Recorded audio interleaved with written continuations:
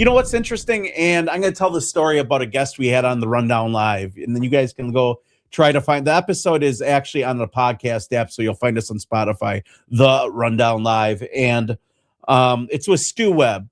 So Stu Webb was allegedly married into the Bush family, sat at the table of the Bushes. And he came on our show and he told us that the Bushes were part of something called the Council of 13. And if you don't know anything, for a lot of people that don't know, that is an elitist offshoot of Freemasonry or Skull and Bones, whatever you want to call it. And it's basically the people behind the infrastructure. And he claimed that the Bushes and, Kissinger and Soros, they would all gather in Denver on the fall equinox and they would drink baby's blood and then do a sacrifice to Baal. And that was, or Molech, they're essentially the same deity. It's all Nimrod worship at the end of the day, right? Whoever the Rothschilds' ancestor, they claim to be Nimrod's ancestors of Noah, whatever.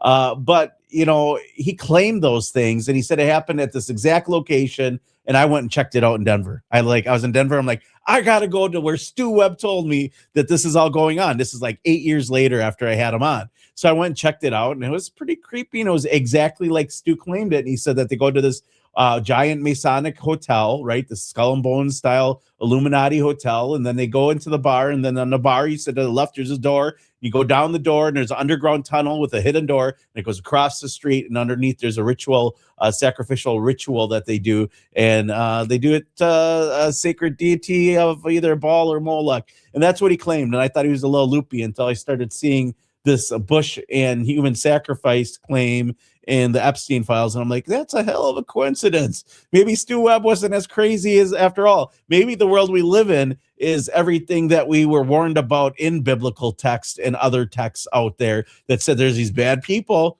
Yep, the etymology of cannibal is Babylonian priest. And what is the deity of the Canaanites and of the Babylonians? And where do we get the term bone fire from or bonfire? Well, it's sacrifices, and you're drinking the baby blood, maybe living forever. Who knows? They're vampires at the end of the day. But that's where I found out that they were doing, this guy said they do satanic sacrifices at the summer-winter solstice in Denver, Colorado. And my ex-wife, during the time I first married her, right after I first married her, they were wanting her to come back to Denver for a big June party that they were having at their house. They had June, she says, they have these big parties every June and December at Leonard's house. Well, those are the pre-ritual parties. And then everybody leaves the party, and then they start having sex with the kids. And then they go over and kill the infant at the Old Navarre. I thought for a while it was at the Kimball Castle, but it's the Old Navarre downtown.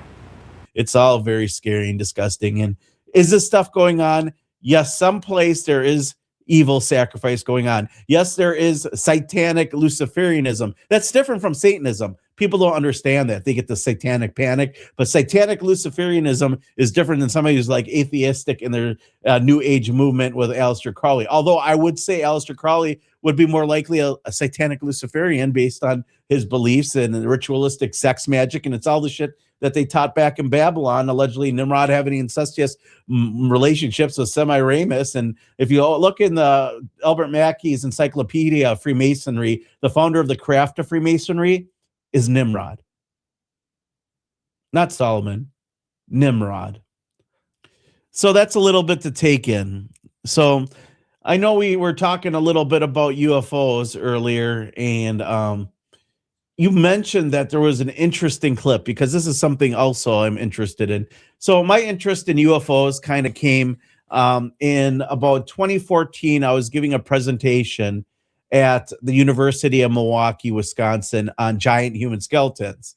And if you don't know, there's a lot of indigenous effigy mounds, a lot of giant human skeletons were unearthed in Wisconsin. I would say, I think I found at least dozens of old newspaper articles bragging human skeletons between 9 and 15 feet tall. And so I'm giving this presentation, and in the back of the room, I finished the presentation, and this female came up to me, and her name was Chase Kletchke.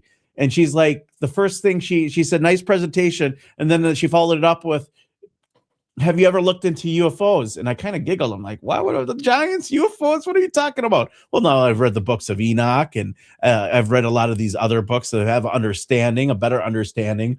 And it turned out that this female was a former master trainer at the Department of Defense. Her name was Chase Kletchke. And Chase Kletchke at the time was leading and heading an organization called MUFON, which some people believe is a gatekeeping operation to prevent real UFO information from getting out there. And so some people believe it as a necessary filter of getting the trash of fake UFO videos that people publish or disproving Chinese lanterns as UFOs. But so I started to take it a little bit more seriously. I'm like, here's this person, has top secret clearance, interested in UFOs. Then I met Mark D'Antonio, top astronomer, also top secret clearance, does designed submarines for the military, has seen a fast mover underwater UFO while on a submarine, at least on radar. He believes that there's something more there. So I started to do some research. And when you mentioned that Barack Obama was talking about aliens and UFOs, I was kind of curious if this was AI or if this is a real video. So I'm kind of curious to what you got here for me here.